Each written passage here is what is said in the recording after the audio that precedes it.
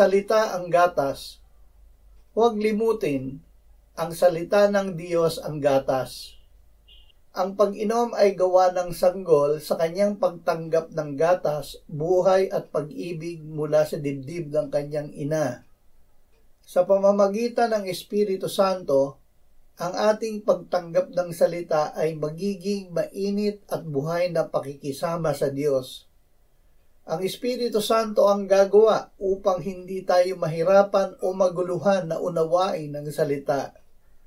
Tanggapin ang salita na nagtitiwala sa pag-ibig ng Diyos. Gaya ng ina ay tuturuan at tutulungan tayo ng Espiritu Santo sa ating kahinaan. Ang Espiritu Santo ang gagawa upang ang salita ay maging ating buhay at kagalakan at pinagpalang pakikisama sa Diyos. Sa